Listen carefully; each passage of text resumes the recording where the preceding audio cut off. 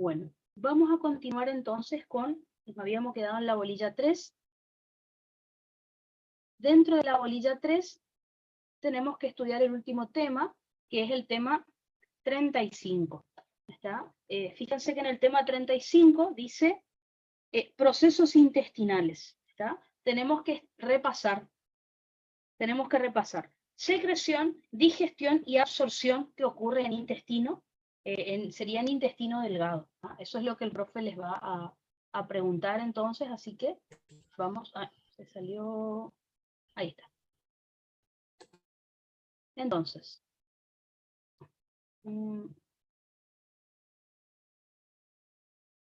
lo bueno de esto es que podemos repasar como yo les había dicho la otra vez. Yo les enseñé todo, fíjense que en la bolilla anterior el profe preguntó todos movimientos del tubo digestivo, de todo el tubo. Ahora simplemente está preguntando en intestino. La secreción, la digestión y absorción que ocurren en el intestino delgado, como también en el páncreas exócrino y la vesícula biliar. Así que todos los procesos que les expliqué por separado, ahora los vamos a repasar todos juntos, o sea, todos los procesos que ocurren en el intestino. Entonces, por ejemplo, comencemos con la secreción del intestino delgado. Recuerden que en el intestino delgado nosotros vamos a tener unos 2 litros de secreción, que si ustedes recuerdan, lo íbamos a dividir en 200 mililitros nada más de moco, que iban a ocurrir en la primera porción del duodeno, y eso iba a ser producido por las glándulas de Brunner, y 1800 mililitros por día que iban a ser secretadas desde la segunda porción del duodeno hasta el ilio, ¿ah? Que principalmente iba a ser agua con electrolitos, esa secreción, a cargo de las glándulas de Brunner. Acuérdense también, pero ya lo hemos charlado en la bolilla anterior, que acá también se secretan hormonas, pero no van a actuar en intestino, así que lo más importante era la secreción de agua y de electrolitos. Así que en la primera porción, principalmente moco, recuerden que era para neutralizar a el quimo, que tiene mucha acidez, cuando está saliendo del estómago. ¿Tá? Ahora, en la segunda porción ya no necesito estas glándulas de Brunner, porque acuérdense que ya tengo el jugo pancreático y la bilis, que el bicarbonato de esos jugos me va a neutralizar el pH ácido del quimo. Así que en la segunda porción del duodeno hasta el ilio, recuerden que tenemos secreción de agua y electrolitos principalmente. ¿Ah? Recuerden que los enterocitos son los que van a secretar esta agua y estos electrolitos. También recuerden que vamos a tener células caliciformes que van a secretar moco, las células de Paneth que van a secretar lisozima, y después todas las células enteroendocrinas del sistema APUD, justamente, que habíamos repasado en la bolilla anterior. Todas las que se encargan de secretar hormonas, como por ejemplo la colecistoquinina, la secretina, la somatostatina y el GIP, ¿verdad? Que las funciones ya las habíamos repasado. Recuerden, ninguna de las hormonas van a actuar en intestino, así que lo más interesante, o sea, lo más importante sería la secreción de agua y electrolitos. Y bueno, y después teníamos en las glándulas de Lieberkühn estas células madres pluripotenciales que se diferencian en las otras. Recuerden que la secreción del intestino delgado iba a estar dada por canales de sodio, potasio y cloro, que iban a estar en la membrana apical del enterocito, y ese sodio, ese potasio, ese cloro y ese bicarbonato que se van a secretar en el enterocito van a arrastrar agua. Fíjense que el agua se va a secretar por vía paracelular. Por las dudas, recuerden, sobre todo para el escrito, repasen que el canal de cloro tiene un nombre especial, como habíamos dicho que era el CFTR, o sea, la canal o proteína relacionada con la fibrosis quística, que era el que este canal de cloro se activaba gracias a el VIP o a la prostaglandina E2.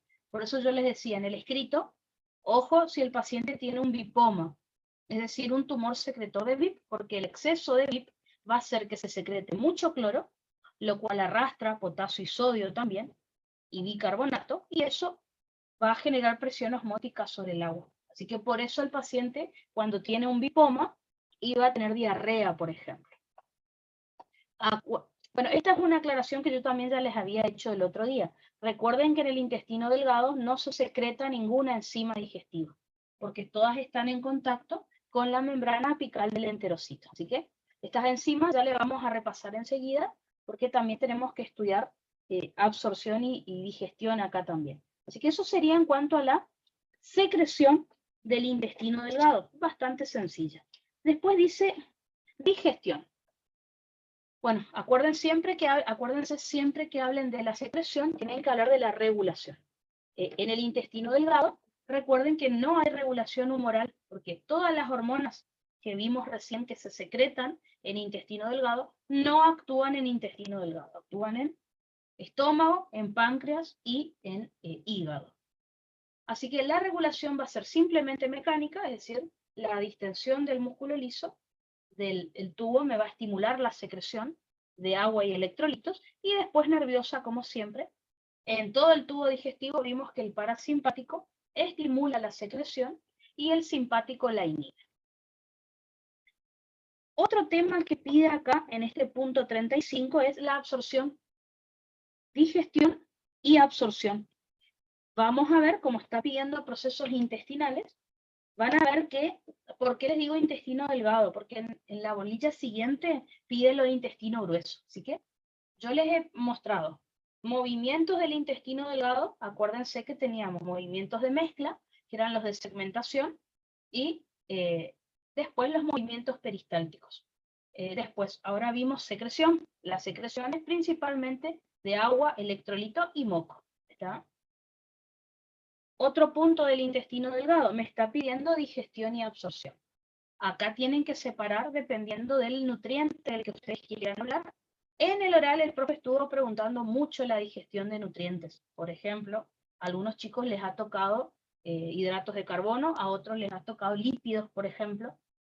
Entonces recuerden que en el duodeno, en realidad, de todo el tubo digestivo, en el duodeno es el principal lugar donde ocurre la digestión.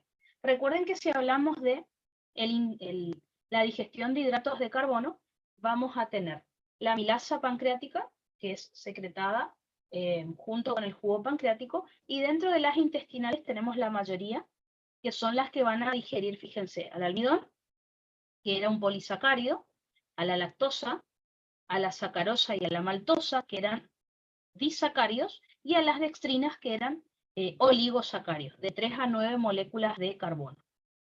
Así que, ¿cómo se iba a producir la digestión? Entonces acuérdense que el almidón, por medio de la amilasa pancreática, se iba a degradar a maltosa y dextrinas. ¿Qué hacemos con esa maltosa, que es un disacárido? Por la maltasa o la isomaltasa, se iba a convertir en 2 moléculas de glucosa. Las dextrinas, por las alfa-dextrinasas, se iban a convertir en 3 a 9 moléculas de glucosa, que son todos monosacáridos. La lactosa, que era un disacárido, por medio de la lactasa, recuerden que se transforma en una molécula de glucosa y en una de galactosa. Y finalmente la sacarosa, recuerden que por medio de la sacarasa, se convierte en una glucosa y en una fructosa.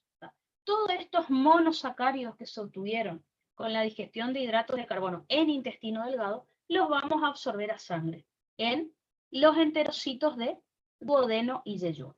¿Está? Acuérdense que la absorción de estos nutrientes va a ocurrir hacia la sangre a diferencia de los lípidos. Recuerden que el sodio y la glucosa, el sodio, la glucosa y la galactosa, se iban a absorber, o sea, iban a ingresar al enterocito por la membrana apical mediante el SGLT1, que era el cotransportador sodio-glucosa o sodio-galactosa. La glucosa y la galactosa, recuerden que luego se absorben a sangre por el GLUT2. En el caso de la fructosa, recuerden que no utilizaba transporte activo, sino un GLUT5, que era transporte pasivo, difusión facilitada. Dentro del enterocito, recuerden que se tenía que convertir en glucosa por una isomerasa, y luego por el GLUT2, como ya saben, esa glucosa se absorbía a sangre, ¿no? Así que fíjense que todo lo que ocurre en el intestino, ya vimos los movimientos, secreción, digestión y absorción, estamos viendo ahora, ¿no? Como para que ustedes le expliquen al profe eso. Por ejemplo, si en un oral le dice, bueno, explícame todos los procesos que ocurren en la boca. Ya vimos masticación, deglución, saliva, en otra bolilla, por ejemplo. Así, esa es la forma que el profe les puede preguntar, ¿no? En el caso de la digestión y absorción de proteínas en el duodeno, recuerden que esto va a estar a cargo de enzimas pancreáticas, que son la mayoría, e enzimas intestinales, bueno, algunas. Recuerden que las enzimas pancreáticas se tienen que activar porque se secretaban como zimógenos. Acuérdense que se van a activar por la enteroquinasa, y una vez que tengamos tripsina, la tripsina se va a encargar de activarse a ella misma y al resto de las enzimas digestivas. Acuérdense que en cambio las enzimas intestinales, como ya están en contacto con la luz, no necesitamos activarlas. Entonces, en cuanto a la digestión y absorción de proteínas, fíjense que los procesos que íbamos a realizar es, las proteínas se iban a digerir por la tripsina o la quimotripsina a péptidos y después oligopéptidos de 3 a 10 aminoácidos. ¿Qué hacemos con esos péptidos? Recuerden que podían ser atacados por las carboxi o por la aminopeptidasa, que eran exopeptidasas, ¿se acuerdan? Sacaban de a un aminoácido, atacaban por los extremos del péptido de la proteína. La tripsina y la quimotripsina, recuerden que en cambio eran endopeptidasas, cortaban por el centro a esas proteínas o péptidos. Recuerden que estos péptidos también pueden ser atacados por dipeptidasas que cortan de a 2 aminoácidos, o sea, dipéptidos justamente, o tripeptidasas, que recuerden que la aminopeptidasa, la dipeptidasa y la tripeptidasa eran enzimas intestinales, no fueron secretadas con el jugo pancreático.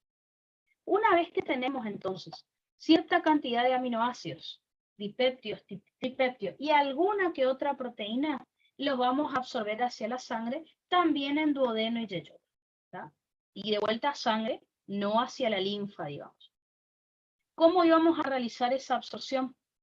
Recuerden que los aminoácidos, los dipéptidos y los tripéptidos se absorben hacia el interior del enterocito en cotransporte con sodio. Los aminoácidos sí ya pueden pasar directamente hacia la sangre por difusión simple. En cambio, los dipéptidos y los tripéptidos los tenemos que degradar a aminoácidos dentro del enterocito y luego sí se absorben a sangre por difusión simple. En el caso de las proteínas, generalmente, ¿se acuerdan que yo en clase les había aclarado cuando lo dimos? Generalmente lo más común es que no pase esto que es la transcitosis, sino que haya endocitosis, pero que la proteína se degrade dentro del lisosoma del enterocito y recién ahí se absorban los aminoácidos a sangre. ¿Puede ocurrir esto que les mostré acá? Endocitosis por un lado y exocitosis por el otro. Sí, pero es muy raro. Lo más común es que haya endocitosis dentro del enterocito en el lisosoma, en el endolisosoma, se degrade esa proteína de aminoácidos y ahí sí, los aminoácidos, por difusión simple, como les dije acá, que se absorban a sangre, sin problema. Eso sería entonces en cuanto a los digestión y absorción de proteínas. ¿Está?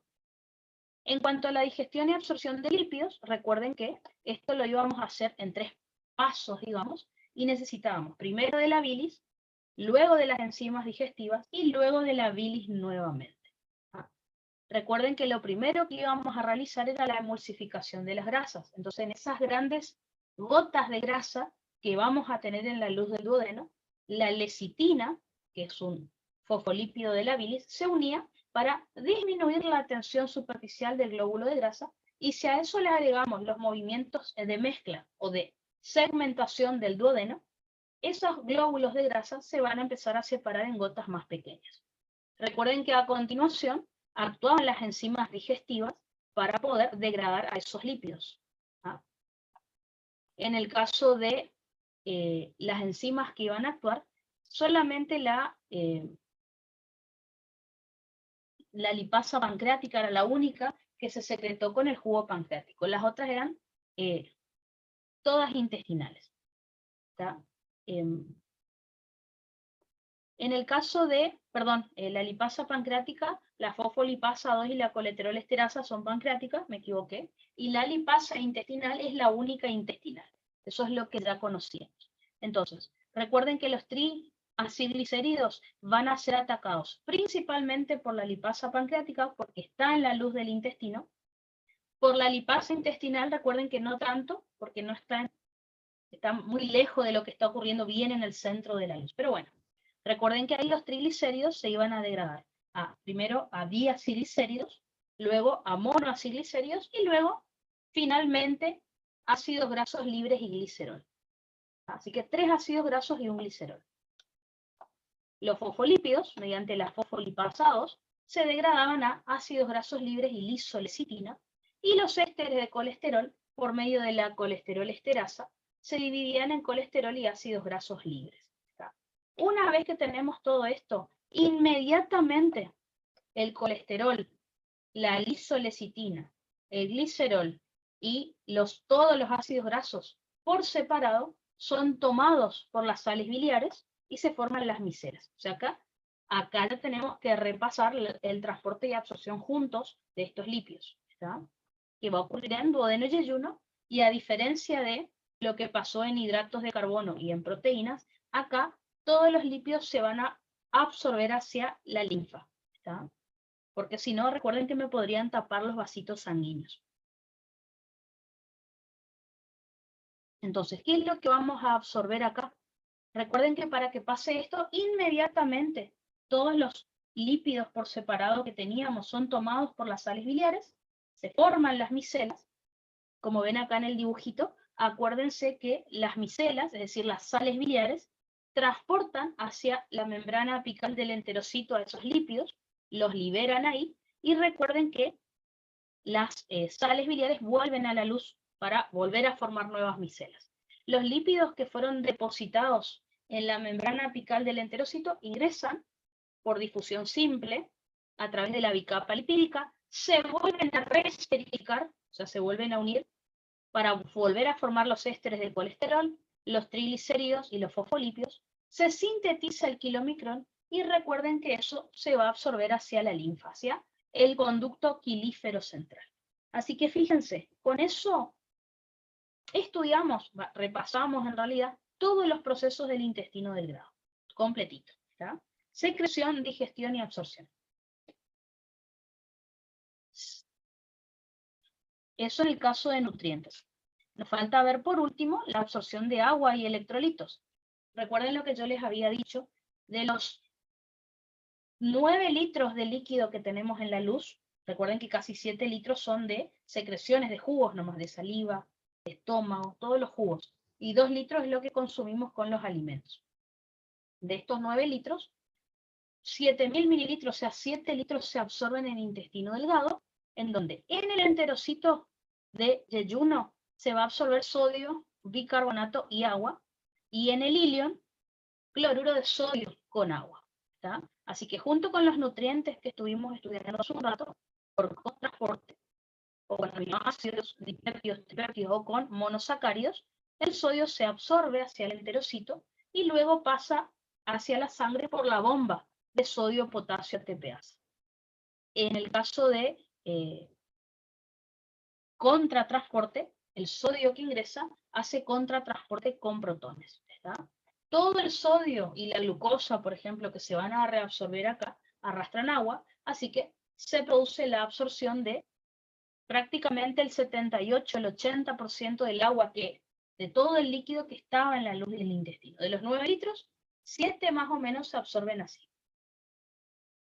Si estábamos en ilion, recuerden que en vez de absorberse sodio y bicarbonato, como les muestro acá, se absorbe cloruro de sodio, con lo poco que nos queda ya de nutrientes, ¿está? Fíjense que en vez de haber absorción de bicarbonato, hay secreción de bicarbonato y absorción de cloro. Obviamente, todo el sodio y el cloro que se absorben hacia la sangre arrastran agua, así que nuevamente se produce la absorción de agua a nivel del enterocito del ilion, ¿no es cierto? Así que ahí sí completamos toda la absorción de nutrientes, agua y electrolitos que ocurre en intestino. Otra de los temas que aparece acá en el punto 35 dice funciones del páncreas exócrino y de la vesícula biliar. Recuerden que si hablamos del páncreas exócrino, tenemos que hablar de los acinos serosos del páncreas. Si quieren, si están en un oral, le pueden, como siempre hacemos, contarle al profe un poquito de las características del páncreas y de las características del jugo pancreático. ¿Está? Que se secreta 1 litro por día y tiene un pH muy alcalino. ¿Está? Si hablamos entonces del páncreas exócrino, recordemos que tenemos que hablar de los acinos serosos del páncreas, en donde en la parte del acino propiamente dicho, recuerden que se secretan todas las enzimas pancreáticas que estuvimos estudiando hace un rato. ¿Está? Además de eso, recuerden que se va a secretar el péptido inhibidor de la tripsina.